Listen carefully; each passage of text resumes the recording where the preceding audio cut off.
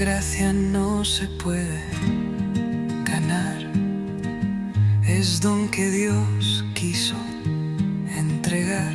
Por ella juntos hoy estamos y en un amor nos encontramos.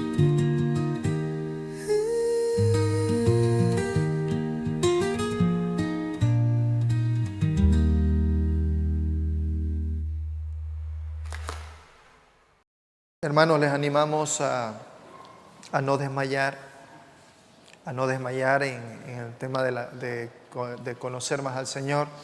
Esta es una tremenda oportunidad que tenemos de poder conocer al Señor más allá de un tema muy superficial que a veces sin querer se torna en la iglesia, y lo que buscamos es profundizar más con su palabra. Bien, lo que buscamos es de que tanto ustedes como nosotros, toda la iglesia en su conjunto, conozca de una manera más profunda la palabra del Señor. En la medida en que nosotros nos adentramos a las profundidades de la palabra, sin duda alguna vamos a poder conocer más al Señor, tener una mayor intimidad con Él, y eso en obediencia, por supuesto, ¿no? El Señor no quiere que tengamos una cabeza grande y un corazón chico. El Señor quiere que tengamos una cabeza grande, llena de su conocimiento, y también eso evidentemente haga en nuestro corazón también ensanchar en la obediencia a su palabra, en que crezcamos en Él, en que también nuestro amor por Él se profundice, y eso encauce a que también nuestro amor por nuestro prójimo también sea de la misma manera. Bien, así que, hermanos, estemos animados a llegar a estar en ese enfoque. Bien, vamos a orar. Oremos. Señor, te agradecemos, papá. Gracias por darnos tremenda oportunidad. Señor, estamos aquí libres, Señor. Estamos aquí por nuestra propia voluntad, viniendo a conocerte, porque eso es lo que tú, Señor, has mandado a tu iglesia, que nos congreguemos. Señor, digo esto en razón de que hoy, papá, en muchos países el evangelio está prohibido. Tu palabra, la Biblia, está prohibida. Todo aquel que predica ya es una persona que puede estar apuntada con el dedo y puede estar siendo seguido, Señor, para poder terminar con su vida. Hoy en África tenemos hermanos a los cuales están muriendo, Señor, por el solo hecho de decir que son creyentes, son cristianos. Padre, qué enorme privilegio que nosotros aún todavía tenemos de poder congregarnos con libertad, y te pedimos, Señor, que esto lleve a nosotros a una actitud de agradecimiento delante tuyo, y que podamos hacerlo aún con mucho más razón, que podamos en obediencia buscarte, que tú obres en nuestros corazones y que nuestra comunión con usted, Señor, se profundice por medio del conocimiento de su palabra y la obediencia de parte nuestra. Padre, obra en nuestras vidas. Sabemos de que no podríamos, Señor, caminar la vida cristiana si no estamos tomados de su mano. Le pedimos, Señor, que esto sea en cada momento de nuestras vidas, en el nombre de su amado Hijo Jesús. Amén. Bien, voy a leer, hermanos, los versículos 12 al 14, que es nuestro tema, que lo dejé a medias la semana pasada. Si bien lo voy a leer los 3 versículos, hoy me voy a enfocar específicamente en el verso 14, ya que fue prácticamente el último versículo que lo dejamos allí. Así que hoy termino con el versículo 14, primera de Juan 2:14, y a partir de allí vamos a hacer algo que no hemos podido por el tema de tiempo, que es darnos un tiempo especial para preguntas, las dudas que podamos tener. Les pido por favor siempre estar en una permanente atención. Veamos a ver lo que la palabra del Señor nos dice en primera de Juan capítulo 2 versos 12 al 14. Dice allí: os escribo a vosotros, hijitos, porque vuestros pecados os han sido perdonados por su nombre. Os escribo a vosotros, padres, porque conocéis al que es desde el principio. Os escribo a vosotros, jóvenes, porque habéis vencido al maligno. Os escribo a vosotros, hijitos, porque habéis conocido al Padre. Os he escrito a vosotros, padres, porque habéis conocido al que es desde el principio. Os he escrito a vosotros, jóvenes, porque sois fuertes y la palabra de Dios permanece en vosotros y habéis vencido al maligno. Bien, así es que lo que estamos viendo en estos versículos, hermanos, en esta sección desde el capítulo 2, versos 12 al 17, estamos viendo de que la meta del Señor para con el creyente es que el creyente madure, en la verdad. Cuán importante para todo creyente es crecer. De alguna manera quizás Dios permitió de que nosotros podamos ver a personas que tienen alguna anomalía física, ¿no? Personas que de repente se han quedado solamente a una estatura pequeña, para que nosotros de alguna manera, no por un tema de hacer discriminación ni nada, pero de alguna manera podamos también entender de que así como puede pasar eso en la vida de una persona, la vida de un creyente, haciendo una analogía, una comparación en el ámbito espiritual, la vida de un creyente puede quedar estancada. La vida de un creyente puede llegar a ser nada más un niño espiritual, y lo que hace aquí el apóstol Juan es escribir a los hermanos, y Juan divide a los hermanos, divide en 3 categorías, y lo mencionábamos la semana anterior cuando decíamos los padres, los jóvenes y los hijitos, ¿no? No está hablando de ellos en cuanto a una referencia física el apóstol Juan, sino que está hablando en un contexto espiritual, donde está haciendo una diferencia de cada uno de ellos con respecto a su crecimiento espiritual. Como creyentes nosotros somos llamados a crecer. Como creyentes, así como nosotros físicamente hemos crecido, al principio hemos necesitado de la leche, y poco a poco, en la medida que hemos crecido, nuestros padres, principalmente nuestra madre, nos ha ido cambiando el alimento, de tal manera que ese alimento ha seguido nutriéndonos y haciéndonos cada vez más fuertes, llegando a la etapa de la niñez, luego la adolescencia, juventud, y aquí estamos, ¿no? Todos en una etapa, la mayoría de nosotros en la etapa de la madurez, ¿no? El Señor quiere eso también para con su iglesia en el aspecto espiritual. El Señor no quiere que el creyente se estanque. El creyente no quiere eso.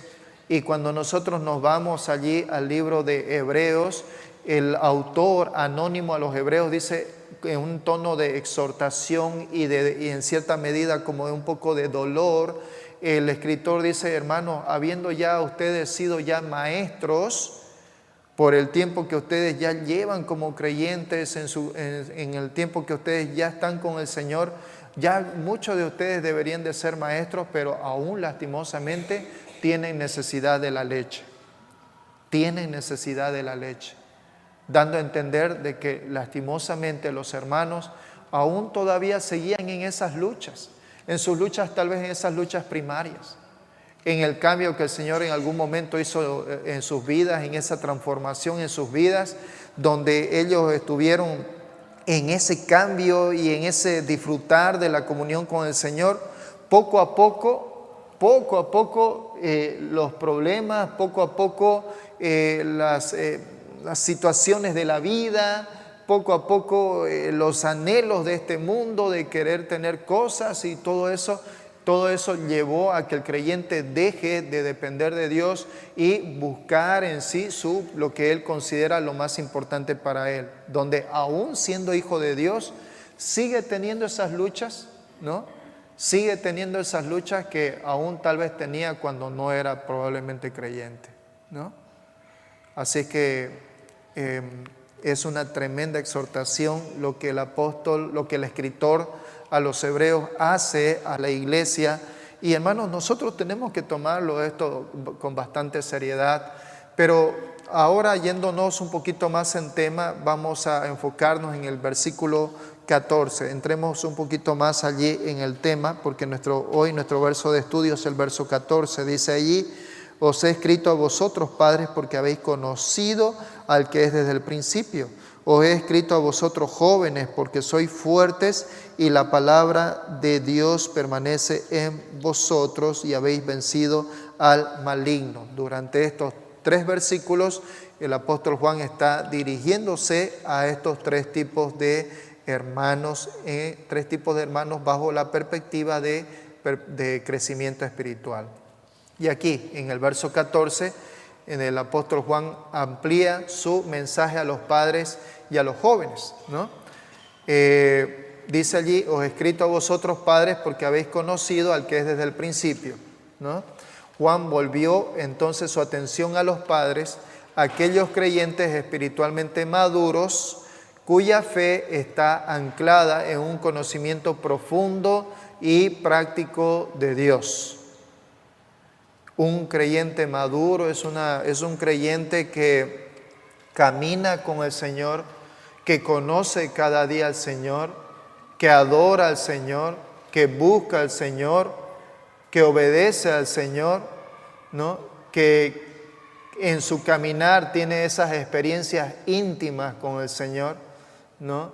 Estamos hablando de esas personas, ese creyente que en sus luchas, ¿no? En sus luchas, en las pruebas, ha puesto al Señor allí como su ancla, y esta persona este creyente ha logrado salir de esas situaciones airoso digo en el sentido de victorioso, en el Señor, saliendo en humildad de todas esas situaciones, de esas tribulaciones, tomado de la mano del Señor. Bien, ¿cómo podríamos definir a un creyente maduro en la iglesia? Tal vez aquí en nuestra mente nosotros podemos de manera genérica entender de que el creyente maduro en la iglesia viene a ser el pastor, viene a ser los ancianos en la iglesia, vienen a ser los líderes de ministerio, aquellos hermanos quienes tienen un recorrido de fe. Aún en la palabra del Señor, cuando Pablo escribe a Timoteo y a Tito, el apóstol Pablo da requisitos a aquellos quienes tienen el deseo de tener el oficio de ancianos y diáconos. Y dice de que los ancianos y diáconos en ambos oficios menciona de que no debe de ser la palabra que utiliza es, no debe de ser un niño, ¿no? Un niño en Cristo, sino debe de ser una persona madura, ¿no? Una persona madura en el Señor. Así que todo aquel que viene a ser un líder en la iglesia es porque se ha visto en este creyente ciertos aspectos, virtudes, ¿no? Dentro de su vida, en su familia, en su diario caminar, en su servicio en la iglesia, y que dan a él la oportunidad y el privilegio de ejercer un liderazgo en la iglesia. Así es que estos creyentes son a los que el apóstol Juan los llama como creyentes, como padres, ¿no? Son estos creyentes espiritualmente maduros. Su fe está en el Señor. Tienen un conocimiento profundo y práctico de la palabra de Dios. Profundo en el sentido de que se han adentrado en el estudio de la palabra, ¿no? Se han adentrado a la profundidad, como menciona allí Esdras 7:10, si no me equivoco, cuando dice que Esdras propuso en su corazón el conocer al Señor profundamente, ¿no? Luego dice en estudiarla, en meditarla, luego dice en aplicarla y luego dice prepararse para enseñar a otros. El deseo de cada uno de nosotros es que nosotros debemos de enseñar principalmente, o sea, aunque nuestro llamado es enseñar a la iglesia, edificar a la iglesia, los primeros en los cuales nosotros debemos de edificar viene a ser primera y prioritariamente a nuestra familia, nuestros hijos. Nuestros hijos deben de ser los primeros privilegiados, nuestras esposas, los esposos deben de ser los primeros privilegiados de nuestro crecimiento espiritual, de nuestra madurez espiritual, de tal manera que ellos puedan ver la presencia de Dios en nosotros y el estudio de la palabra en familia, de tal manera que todos podamos crecer, que en nuestros hijos se pueda ver. Ese es el desafío de todos y cada uno de nosotros como creyentes. Y luego viene evidentemente la iglesia. En la iglesia, como creyentes, debemos de velar también por la salud espiritual de nuestros hermanos. Acudir, ir a nuestro hermano, invitarlo. Quiero invitarte a que conozcas la palabra conmigo. Las mujeres a las mujeres. Qué lindo es la palabra ahí en Tito, cuando por ejemplo habla de los requisitos de las mujeres en cuanto al punto de que dice de que las mujeres maduras en la fe deben de agarrar y tomar, dice, a las hermanas más jóvenes para agarrar y enseñarles. ¿Qué le tienen que enseñar a las hermanas más jóvenes, las hermanas adultas? Les deben de enseñar acerca de su amor al Señor, su devoción al Señor y su amor y su cuidado también hacia sus hijos, ¿no? Hermano, yo estoy anhelando y lo tengo ya en mi mente ya de un tiempo, de que va a haber también dentro del ministerio de mujeres de fe, o probablemente tal vez un ministerio aparte, un ministerio exclusivo de mujeres que se dirijan a otras mujeres para enseñar. Tenemos hermanas aquí en la iglesia que ya sea que son hermanas viudas o hermanas también casadas, quienes de repente no se están dando cuenta del potencial espiritual que tienen, del conocimiento que el Señor ha puesto en sus vidas, y que estas hermanas necesitan reproducirse en otras. No quedar su conocimiento para sí misma y su experiencia que Dios le ha dado durante tantos años en la fe, sino que toda esa experiencia que han tenido, que es una fuente inagotable, poder agarrar y poder eso servir, edificar la vida de otras mujeres, aún incluso en sus errores, en los errores que han tenido, poder hablar con las hermanas jóvenes y decirles, mira, el Señor manda esto, y sabes que por mi experiencia yo hice estas cosas que no debía de hacer y que creo que es importante que yo lo hice, me fue mal, te animo a que vos en esta situación no obres de esta manera, ¿no?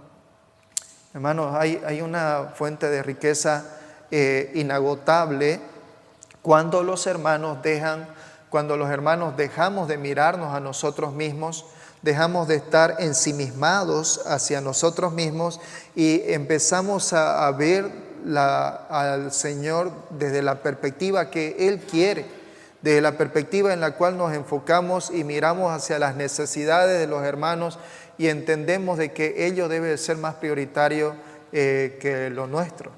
Bien, así que Juan se dirige aquí a estos hermanos maduros en la fe, ¿no? A diferencia de sus palabras más extensas dirigidas a los jóvenes y niños, el mensaje de Juan a los padres es breve, no porque necesiten menos instrucción, sino porque su constante y firme caminar con el que es desde el principio habla por sí solo.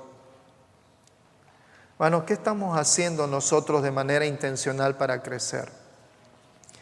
Hermanos, ¿qué estamos haciendo nosotros para seguir edificando en nuestra comunión con el Señor? La carta a los Corintios dice que nuestro Señor Jesucristo se ha convertido para nosotros en esa piedra fundamental y en la cual, dice el apóstol Pablo, exhorta y dice, miren cómo cada uno sobreedifica. Miren cómo cada uno de ustedes sobreedifica sobre la piedra fundamental que es nuestro Señor Jesucristo. Cada uno de nosotros, hermanos, estamos llamados a agarrar y buscar al Señor con intencionalidad, con devoción, buscar al Señor en la situación en la que nos encontremos. Si el Señor nos bendice, amén, en esas bendiciones buscar al Señor. Si el Señor permite que estemos en prueba, amén, en esas pruebas, en esas tribulaciones, buscar al Señor, pero no soltarnos de Él. El Señor busca eso y en la medida en que nosotros buscamos a Él, evidentemente nuestra fe se hace más firme, nuestro caminar es más constante, porque cada vez más, dice, vamos conociendo al que es desde el principio. Su larga familiaridad con la verdad de Dios es tanto su fortaleza como su testimonio, ¿no? Miren aquí en este aspecto, su larga familiaridad con la verdad, es decir, en la lectura diaria de la palabra del Señor, ¿no? Esto, dice, viene a ser su fortaleza como también su testimonio del creyente maduro del Padre en la fe. ¿Bien? Luego vemos allí el 14b. El apóstol Juan dice, os he escrito jóvenes porque sois fuertes, ¿no? Ahora él se dirige a este otro segmento espiritual de los jóvenes y lo que hace Juan es alabarlos a ellos, ¿no? Estos jóvenes, viene a ser en un contexto espiritual, son creyentes en desarrollo por su fortaleza espiritual. Juan no se refería al vigor físico, sino a la fuerza de la fe extraída de una dependencia cada vez mayor del Señor, ¿no? Son creyentes que llevan en la fe en un cierto caminar, ¿no? Aún quizás alguien podría decir como que le falta calle, pero ya el recorrido que van haciendo, que van tomando, van demostrando evidentemente de que este hermano va en un buen camino de desarrollo espiritual por su comunión, por su búsqueda del Señor. Y esto se refleja evidentemente a través de sus actitudes, esto se refleja a través del carácter, esto se refleja a través de la obediencia, esto se refleja a través de distintas muestras prácticas en que el creyente va poco a poco demostrando su madurez, tanto dentro como fuera de la iglesia. Pablo dio una exhortación similar a su joven discípulo Timoteo. Allí en 2 de Timoteo 2:1 le dice Pablo a Timoteo, tú pues, hijo mío, esfuérzate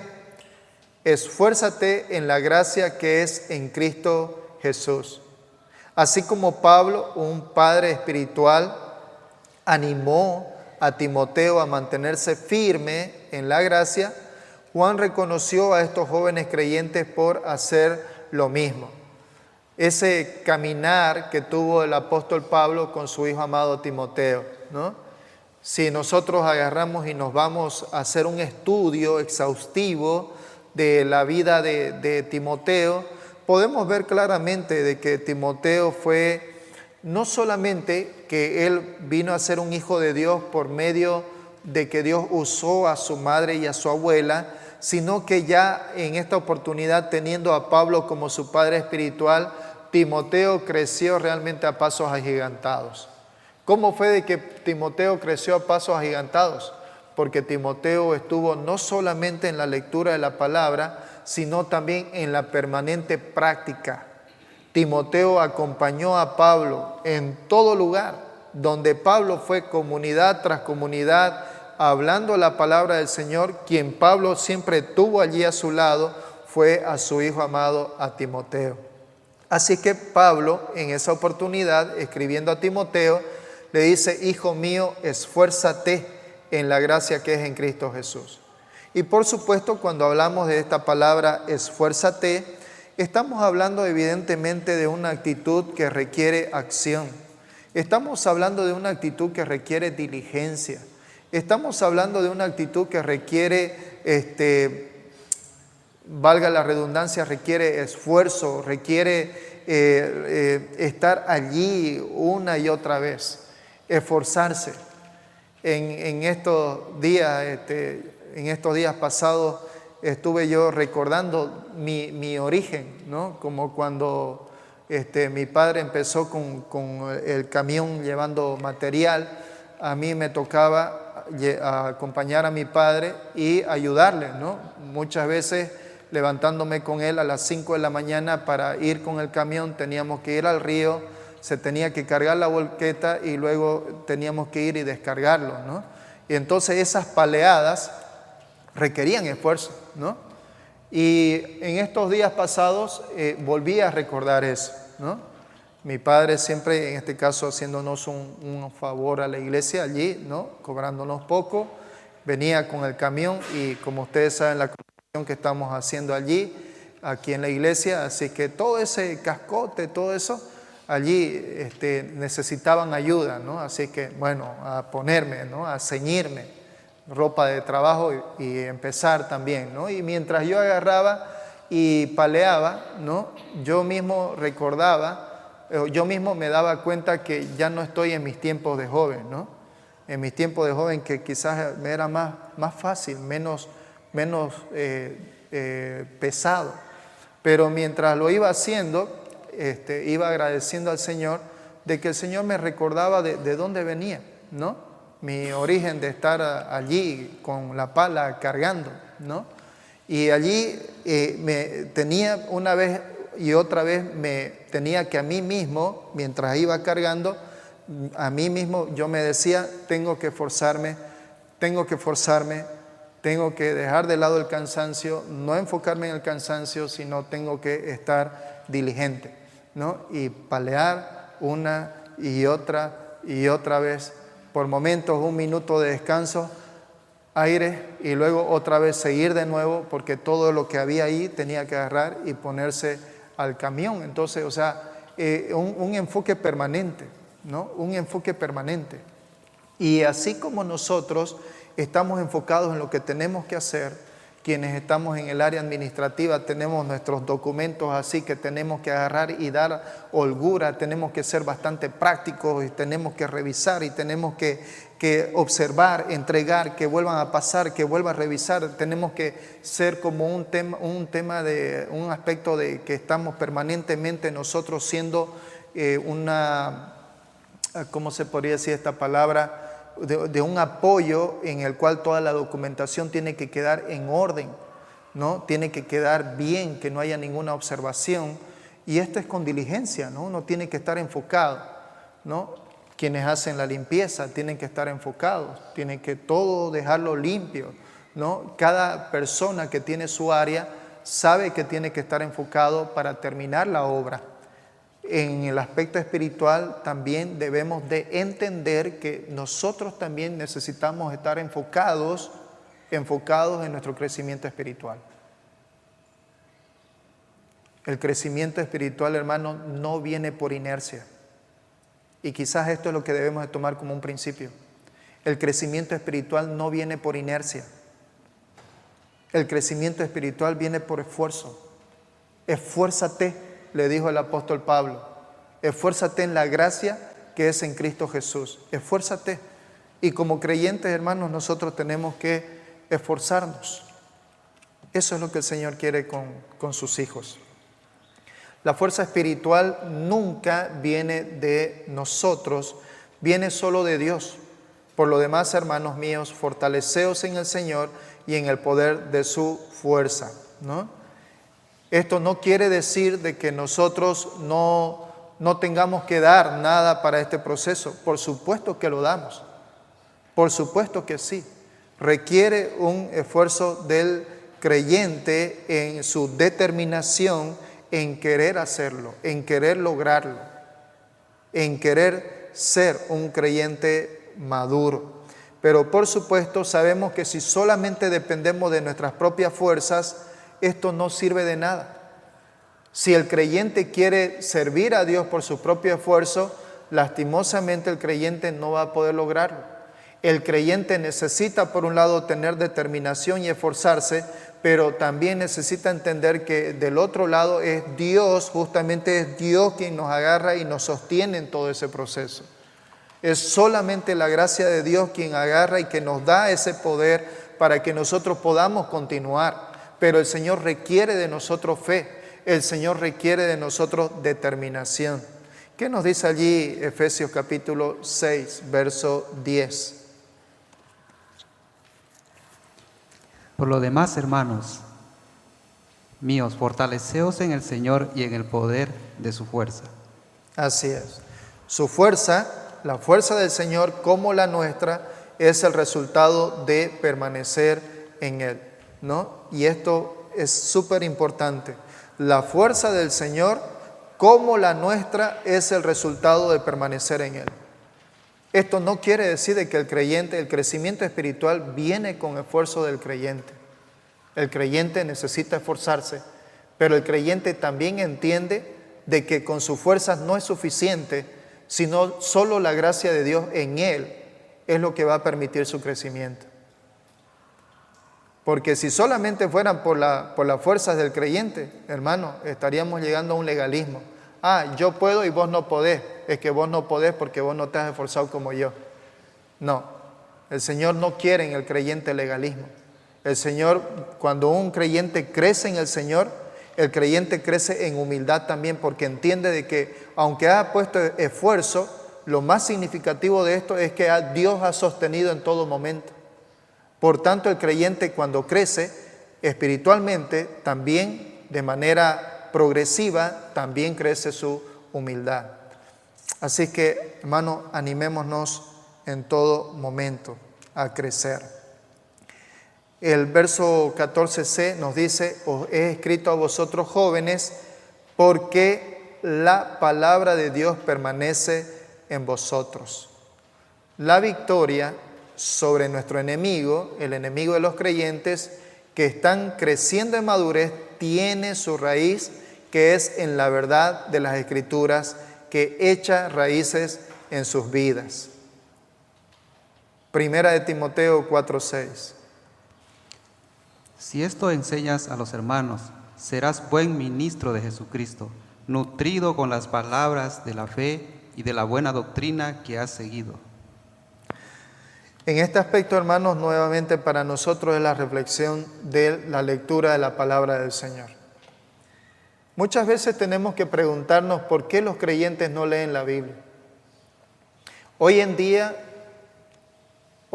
hermanos, en esta generación, aunque tiene todo lo necesario para poder leer, lastimosamente es una de las generaciones que menos lee. Suena paradójico.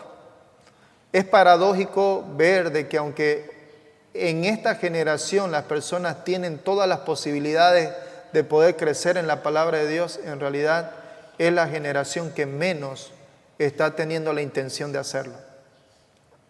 ¿Dónde está el problema? En las distracciones. Cuando el creyente permite de que las distracciones de este mundo agarren y embarguen su vida, ¿no?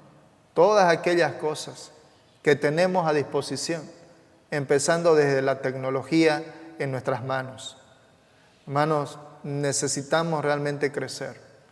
Y la lectura de la palabra, si bien parece fácil, solo tengo que leer, hermanos, lastimosamente muchos no nos damos el tiempo para hacerlo. Y podemos poner evidentemente muchas excusas para tratar de justificarnos, pero hermanos, no tenemos ninguna excusa delante del Señor. Absolutamente ninguna. Porque el Señor nos ha dado 24 horas del día para poder hacerlo. Así es que todos estamos exhortados para poder corregir esta área, este aspecto en nuestras vidas. La palabra de Dios lo que hace en la vida del creyente es nutrir. La palabra de Dios nutre y hace madurar, entrena el corazón y la mente para el discernimiento y nos prepara para vivir sabiamente. La palabra del Señor, hermanos, en la vida del creyente es fundamental. Me encantan las palabras que el salmista utiliza cuando dice de que el salmista atesoraba la palabra de Dios en su corazón. La palabra atesorar significa de que el salmista le daba a la palabra de Dios ese tiempo especial para no solamente leerla, sino ir a las profundidades de la palabra y reflexionar, rumiar en la palabra, estar permanentemente viendo qué era lo que el Señor estaba mostrándole por medio de la palabra. Y eso lo hacía durante el día. Como creyentes necesitamos también nosotros hacer de la misma manera. Colosenses 3:16, veamos lo que nos dice. La palabra de Cristo more en abundancia en vosotros, enseñándoos y exhortándoos unos a otros en toda sabiduría, cantando con gracia en vuestros corazones al Señor con salmos e himnos y cánticos espirituales. Así es. La palabra de Dios dice allí. Hermanos, es importantísimo. Es importantísimo. Un creyente que no le dedica tiempo a la palabra de Dios, hermano, ese es un creyente que va a tener un crecimiento atrofiado espiritual. Allí, no sé, va a ser medio no sé cómo, digamos, ¿no? De un lado medio bien, el otro mal, o no sé así, o chiquitito, no sé, lo que podamos imaginarnos que puede suceder, que lastimosamente algunas personas lo pueden padecer de manera física, pero lo cierto es de que la palabra nos puede mostrar de una manera analógica de que todo creyente que no depende de la palabra de Dios tiene lastimosamente una falta de crecimiento y lastimosamente esto se refleja en su carácter. Se refleja en el carácter del creyente, es tan notorio cuando hay inmadurez en la vida del creyente, ¿no? Así es que busquemos al Señor por medio de su palabra para que Él nutra, para que Él permita que se genere esa madurez, para que la palabra entre en el corazón y la mente del creyente, para que éste pueda vivir sabiamente. La palabra de Dios nos protege también. Miren ustedes, estamos viendo la palabra de Dios allí, nos nutre. Ahora vemos en este punto B, la palabra de Dios nos protege. ¿De qué nos protege? Nos protege del engaño del mundo. Mantiene nuestro corazón puro, renueva nuestra mente e ilumina nuestro camino. Salmo 119, 9 y también en ese Salmo 119, el 105. ¿Con qué limpiará el joven su camino? Con guardar tu palabra. El mismo verso 105, por favor, Pedrito.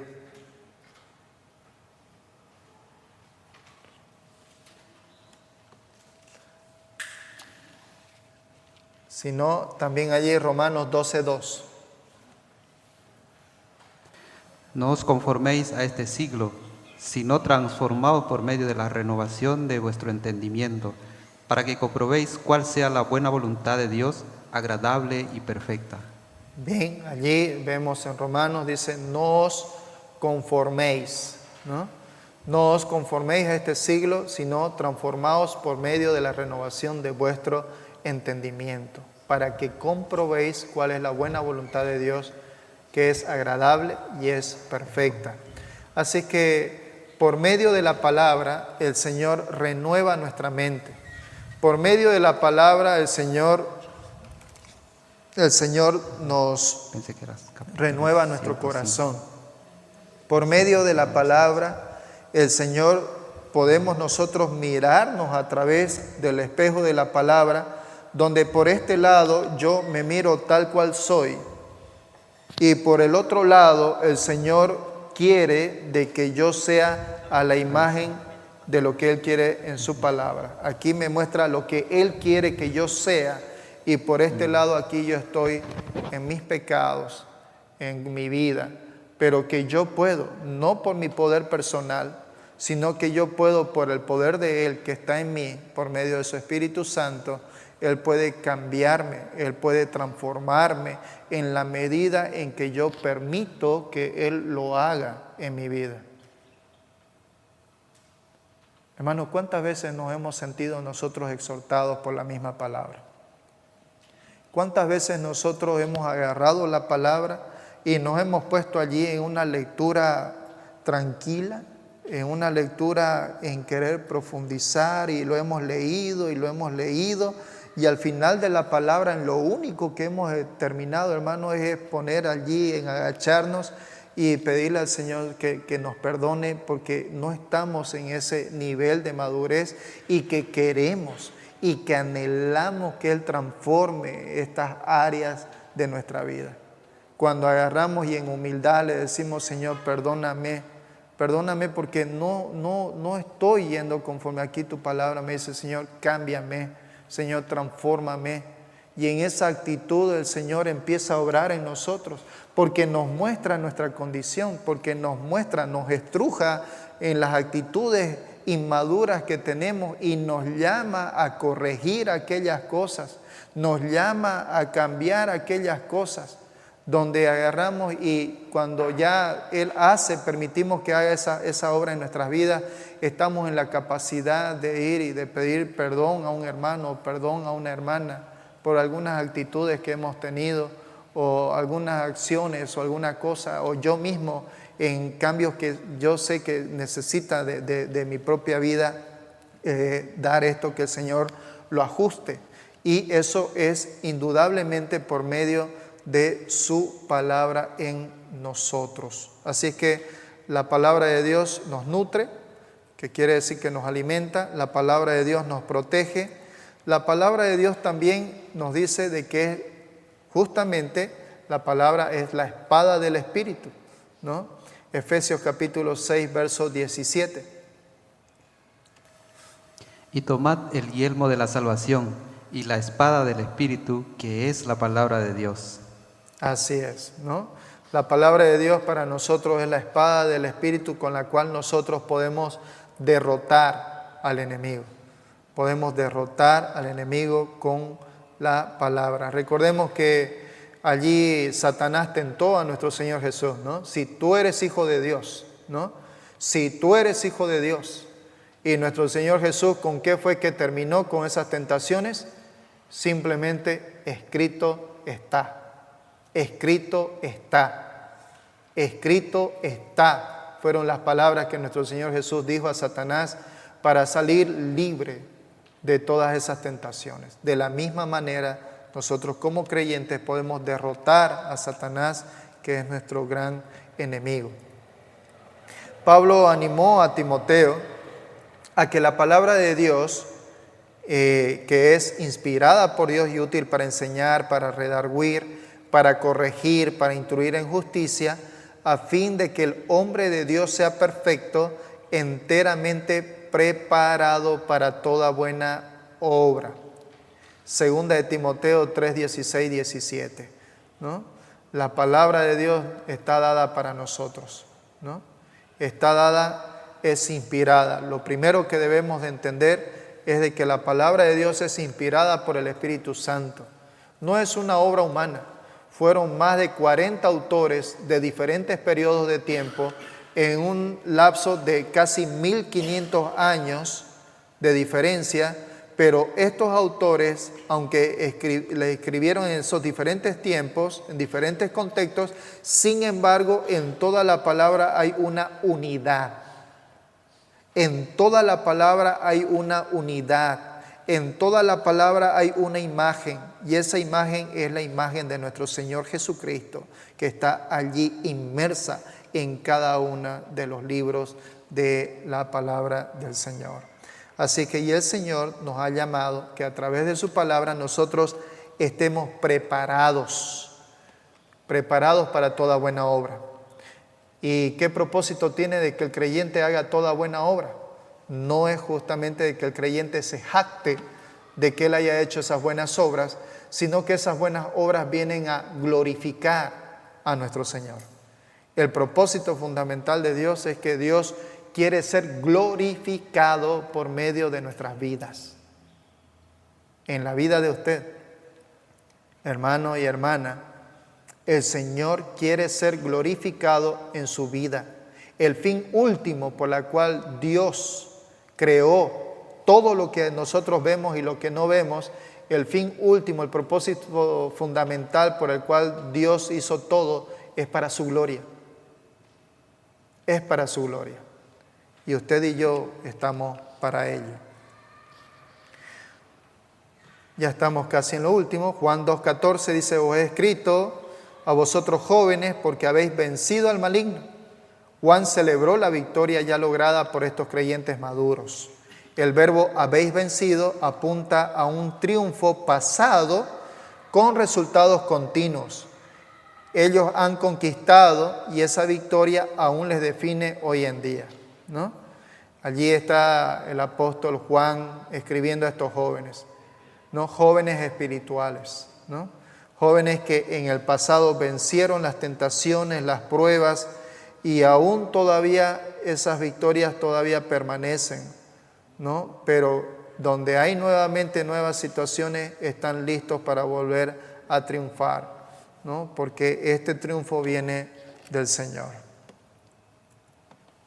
Los creyentes vencen al enemigo mediante la fe en la obra terminada de Cristo.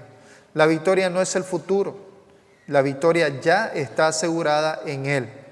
Nuestra victoria se recibe, no se logra, a través de la fe en nuestro Señor Jesucristo. Los creyentes comparten su triunfo sobre el pecado y sobre Satanás. Veamos primero allí 2 Corintios 2:14 y luego 1 Juan 5:4. Mas a Dios gracias, el cual nos lleva siempre en triunfo en Cristo Jesús, y por medio de nosotros manifiesta en todo lugar el olor de su conocimiento. 1 Juan 5:4. Porque todo lo que es nacido de Dios vence al mundo, y esta es la victoria que ha vencido al mundo, nuestra fe. Muy bien, así es que, hermanos, allí está para usted y mi persona, para nosotros. ¿Cuál es la victoria que ha vencido al mundo? Nuestra fe en el Señor Jesucristo. Nuestra comprensión de que si bien el Señor quiere del creyente que el creyente esté firme. El Señor busca del creyente que el creyente se mantenga firme en la fe. Firme, como una determinación personal. Y en todo esto el creyente pueda resistir las acechanzas del diablo y permitir que el Señor sea quien haga por medio de él. ¿Se encuentra usted tentado? ¿Usted está bajo situaciones de prueba? ¿Usted está pasando por lo que dice allí Romanos capítulo 8, tribulación, angustia, hambre, desnudez? ¿Usted está pasando por cualquiera de estas cosas? El apóstol Pablo dijo, todas estas cosas los tenemos, a pesar de todo esto, estamos en Cristo Jesús, quien nos da la victoria. ¿No? Sea cual fuere la situación del creyente, lo que el creyente necesita es permanecer firme en el Señor. ¿Cómo se pone usted delante de Él? Cuando vienen las pruebas, ¿quiere tirar las cosas? ¿Quiere tirar la toalla? Cuando vienen las pruebas, ¿quiere usted ahí ya nomás dice, no, yo no soy para esto? Cuando vienen las tentaciones, fácilmente de seducir y caer en las tentaciones. El Señor no quiere que nosotros tengamos esa actitud. El Señor quiere que nos mantengamos firmes tanto en la prueba como en la tentación. La palabra de Dios dice que Él no va a permitir, Él nos conoce y de acuerdo a nuestra capacidad Él sabe y Él no permitirá que nosotros tengamos algo que va más allá de lo que realmente nosotros podemos resistir. Y en su fidelidad, la palabra de Dios nos dice que Él estará listo en la salida, abriéndonos la puerta de salida para que nosotros podamos salir de esa tribulación momentánea. Así que ninguno de nosotros tenemos excusa delante del Señor para decirle, Señor, yo no pude resistir porque usted lo sabe. No es así. La palabra claramente nos dice de que Él no permitirá algo que sea más allá de nuestras propias fuerzas. Así que contamos con el Señor, contamos con la fidelidad a su palabra en que Él no permitirá esas cosas. La victoria se sostiene a través de la palabra de Dios, porque son fuertes y la palabra de Dios permanece en ellos. Estos creyentes están preparados para resistir la tentación y mantenerse firme en la verdad. Pero, hermanos, esto nos debe de llamar a la reflexión. ¿Qué tipo de creyente quiero ser? ¿Quiero ser un creyente, alguien en el que el apóstol Juan me esté dando una palmadita y me diga, hijito? Aunque para el apóstol Juan, hijito significaba alguien que estaba empezando en la fe. Yo no podría tal vez considerarme un hijito por la cantidad de años que yo llevo conociendo al Señor, por la cantidad de años que llevo como creyente. El Señor no quiere que yo me mantenga como un niño en la fe. El Señor quiere que yo crezca. El Señor quiere que usted crezca en la fe. El Señor quiere que usted sea un joven vigoroso en la fe, aunque de repente usted tenga un cuerpo medio, ya, no importa cómo sea su cuerpo, pero lo importante es que usted sea maduro en la fe, ¿no? Usted y yo, ¿no? Que seamos maduros en la fe, fuertes como esos gladiadores que se veían ahí en los tiempos de la Roma antigua, ¿no? Un gladiador fuerte, maduro en la fe, y aún más todavía como un maduro, como una persona, como un padre, ¿no? Os escribo a vosotros padres, ¿no? Aquellos que ya llevan mucho tiempo con el Señor, conociendo al Señor, disfrutando del Señor y siendo victorioso en cada una de las cosas por las cuales ha pasado, y simplemente ya es completamente conocido por el Señor y el Señor disfruta de verlo a este Padre de la fe, ¿no? Así que esto, hermanos, por ejemplo, una de las preguntas básicas que tendríamos que hacer es, ¿por qué fue que Juan escribió esta carta, digamos? ¿No? ¿Por qué Juan escribió Primera de Juan? ¿Por qué escribió esta epístola? Bueno, y entendemos por el contexto histórico de que juntamente con el crecimiento de la iglesia, paralelamente se inició algo en lo cual nosotros podríamos llamarlo como el proto-gnosticismo, ¿no? Hubo un hombre en la historia llamado Cerinto, quien puso en tela de juicio de que nuestro Señor Jesucristo haya venido en carne, ¿no? La palabra de Dios nos dice claramente, y Juan empieza con el Juan 1:1 diciendo lo que hemos visto, lo que hemos oído, lo que nuestras manos palparon tocante al verbo de vida, ¿no? Lo que nosotros pudimos contemplar, es decir, mirando y contemplando a nuestro Señor Jesús como un hombre, 100% hombre, o sea, una persona en su humanidad, en cuerpo, alma y espíritu, ¿no?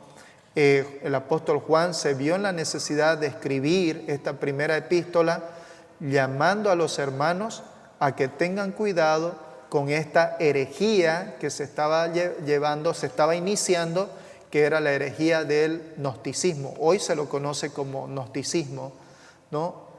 Podríamos llamar en sus inicios como el proto-gnosticismo, ¿no?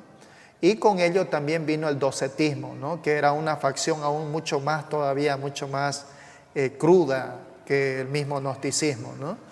Así es que esta fue principalmente una de las razones por las cuales Juan escribió a la iglesia, en que la iglesia no se dejara llevar con esta falsa doctrina. Bien, quizás habrá alguna otra duda, queridos hermanos. Estamos a unos minutos, nos gustaría escucharlo. Tal vez mi hermano Gutenberg, que siempre me agrada, que siempre tiene algo que complementar. Si hay algo, querido hermano Gutenberg, también nos ayudaría. Pero antes, el micrófono. Hermano Pedrito, por favor.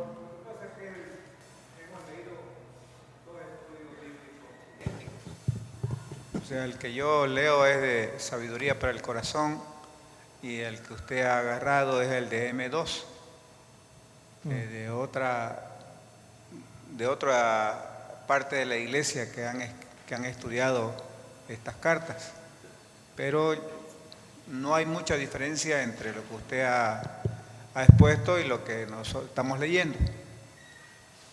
Así fue esta carta, esta primera carta fue para despejar todas las dudas de aquellas personas que habían entrado a la iglesia, como los gnósticos, que habla aquí la primera parte de la aclaración, para decirle de que, como usted acaba de explicar, de que nuestro Señor Jesucristo efectivamente vino en carne y sangre, ¿no? Como ellos decían, de que negaban que nuestro Señor Jesucristo hubiera muerto, hubiera subido a la cruz, sino que decían que en el momento en que nuestro Señor Jesucristo subió a la cruz, ya su espíritu salió y ya no era, digamos, no era un Dios, sino era un hombre común y cualquiera, digamos. También eso expusieron como argumentos, porque no tenían otros argumentos, entonces empezaron a sembrar estas dudas dentro de la iglesia. Por eso es que el apóstol Juan escribe esta carta. Así es, así es. Bueno, así que tanto estos como otros muchos argumentos que han expuesto los gnósticos, hermanos, son bastante engañadores. Es muy sutil el tema del estudio de esta herejía de los gnósticos con el tema con el conocimiento, ¿no? Los que están profundamente en ese conocimiento, los más iluminados. Realmente, hermanos, es terrible este tipo de sectas que hoy en día está muy con bastante gente que se dedica a este estudio del gnosticismo a propósito, ¿no? Es bastante grande. Tal vez alguien más quisiera complementar a nuestro hermano Miguel allí, Miguel Franco. A ver, yo actualmente me considero que estoy en la etapa de ser un hijito. ¿Qué necesito o qué me aconsejan para llegar a ser un joven? Hermano, para pasar de ser un hijito a ser un joven espiritual, necesita pasar tiempo con la palabra del Señor, un tiempo intencional, un tiempo dedicado, no solamente en una lectura somera de la palabra, sino un tiempo intencional de orar al Señor y pedirle al Señor que le pueda dar entendimiento en la medida en que usted va leyendo. Si quizás puede tener acompañado juntamente con su Biblia, además de ello, algún comentario bíblico, algún diccionario tal vez un poquito como teológico, quizás pueden ser cositas que pueden ayudar para que usted pueda tener una mayor comprensión de la palabra de Dios. Pero sin lugar a duda, más allá de ello, el mismo Dios dice que nos ha dado de su Espíritu, es lo que nos da entendimiento. Entonces, básicamente, lo que quiero decirte es que mientras en una actitud de humildad busques al Señor dándote un tiempo especial en la lectura y a la vez también en una determinación de diciéndole al Señor, quiero aprender su palabra para aplicarla en mi vida, para obedecerlo, sin duda alguna eso te va a ayudar muchísimo en tu crecimiento.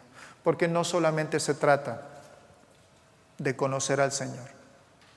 O sea, lo que quiero decir, no solamente se trata de tener un conocimiento del Señor, porque nosotros hay mucha gente, incluso podríamos decir, entre comillas, atea, que puede incluso tener un conocimiento bíblico, que lee la Biblia solamente por un aspecto nada más de conocer lo que está escrito allí, pero sin realmente creer, ¿no? El Señor no quiere de que nosotros conozcamos de Él. El Señor quiere que nosotros lo conozcamos a Él. Y eso es fundamental para nosotros. Y esa es nuestra actitud que debemos de tener cada vez que nos dirigimos a su palabra. Señor, quiero conocerte más. Señor, por favor, ayúdame en ello. Sé que de mí no puedo, solamente tú puedes hacerlo en mí. Quiero conocerte. Y lo que yo conozca, la manera en que yo te conozca en esa relación, quiero aplicarlo en mi vida. Quiero obedecerte. Lo que tú me mandas allí, quiero obedecerte. Y para ello también están, y para complementar, querido Miguel, están los estudios devocionales. Ahí, si querés te puedo pasar, tengo unas hojitas como tipo de estudios devocionales. En su momento lo hemos llevado a cabo, este tipo de estudios. Son unas hojitas en las cuales leemos un pasaje bíblico, leemos un capítulo y de lo que hemos leído agarramos y empezamos en detalle, como un estudio inductivo, empezamos a hacer preguntas, a responder preguntas sobre lo que hemos leído, ¿no? Preguntas básicas, qué, cómo, por qué, dónde, quién. Y en la medida en que vamos respondiendo también eso, las dudas mismas se van respondiendo allí, en la medida en que nosotros vamos anotando. Y a propósito, científicamente comprobado, mientras más dedicamos a la lectura de hojas y a la escritura en hojas con lapicero, increíblemente la mente cómo actúa. Es enriquecedor. Es enriquecedor. El Señor permite nuestro crecimiento cuando dejamos realmente un tiempo intencional en conocerlo más por medio de su palabra y en el estudio de su palabra. En el estudio, con lápiz, con lapicero, en hoja, escribiendo. Se nos queda más, lo conocemos más a Él. Gracias, querido Miguel, por tu pregunta. Pedrito, ahí está el hermano Lucio también.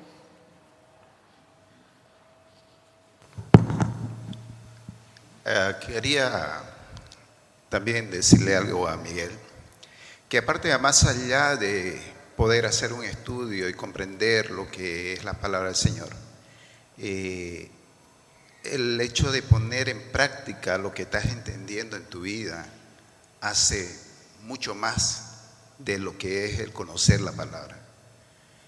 Podés conocer la palabra, pero si no lo pones en práctica en tu vida, queda como conocimiento nomás.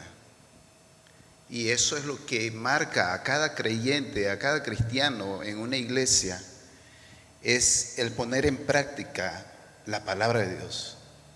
No solamente en el conocimiento. Lo he experimentado en mi vida. Conocía bastante la palabra, podía decir muchos versículos de memoria, pero mi vida no reflejaba lo que yo sabía, ¿entiende?